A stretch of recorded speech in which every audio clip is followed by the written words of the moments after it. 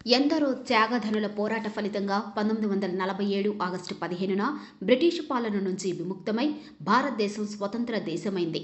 British parliament ఆమోదించిన 1947 భారత స్వాతంత్ర్యం చట్టం కింద రాజ్యాంగ అధినేతగా 6వ జార్జ్ ప్రభువు ఎర్ల్ మౌంట్ బాటన్ గవర్నర్ జనరల్గాను మనకు స్వాతంత్ర్యం సిద్ధించింది. మన దేశానికి స్వాతంత్ర్యం రాజ్యాంగం ఆనాటికి లేనందున 1935 భారత ప్రభుత్వ చట్టం ఆధారంగా పాలన కొనసాగింది. దేశ రాజ్యాంగాన్ని రూపొందించేందుకు 1947 ఆగస్టు 28న రాజ్యాంగ నిర్మాణ కమిటీ ఏర్పాటైంది. ఈ కమిటీ అధ్యక్షునిగా బాబాసాహెబ్ అంబేద్కర్ బాధ్యతలు చేపట్టారు. రాజ్యాంగ ముసాయిదాను రాజ్యాంగ సభకు సమర్పించగా దాదాపు 2 ఏళ్ల పాటు 308 మంది సభ్యులు విపులంగా చర్చించి సవరణలు చేసి భారత రాజ్యాంగాన్ని తయారు చేశారు. దానిని ఇంగ్లీష్, హిందీ భాషలలో చేతిరాతతో తయారు చేసి 1950 జనవరి 24న సంతకాలు చేసి ఖరారు చేశారు.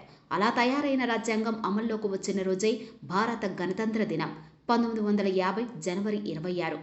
చారిత్రాత్మకంగా ఈ రోజుకు ఉన్న ప్రాముఖ్యం దృష్ట్యా జనవరి 26వ తేదీ గణతంత్ర దినంగా ఎంపిక చేశారు.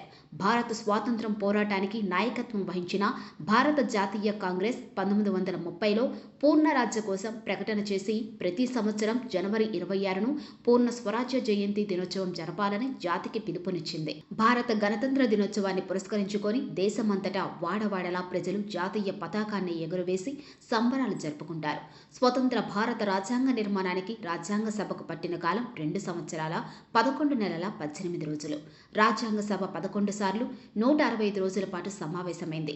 ఇందులో 114 రోజులు రాజ్యాంగం రాయటానికే పట్టింది.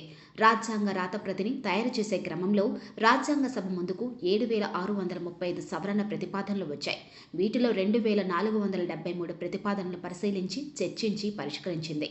భారత రాజ్యాంగాన్ని 1949 నవంబర్ 26న సభలో ఆమోదించారు.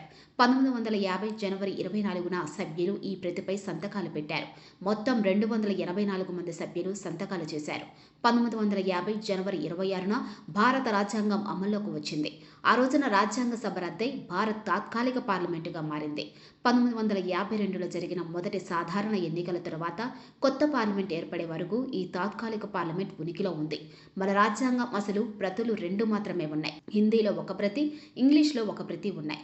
ఆ ప్రతులు పాడవకుండా ఉండేందుకు హీలియం వాయువు నింపిన బ్రీఫ్ కేసుల్లో పార్లమెంటు భవనంలో భద్రపరిచారు.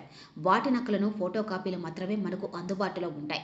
మన రాజ్యాంగం జనవరి 26వ తేదీ ఉదయం 10 గంటల 18 నిమిషాలకు అమల్లోకి వచ్చింది. 1930వ సంవత్సరంలో జనవరి 26వ తేదీని స్వాతంత్ర దినోత్సవం లేదా పూర్ణ స్వరాజ్ దినోత్సవంగా జరుపుకునేవారు. అంటే ఆ రోజున భారతదేశం పూర్తి స్వేచ్ఛ కోసం పోరాటడానికి నిర్ణయించుకున్న రోజన్నమాట.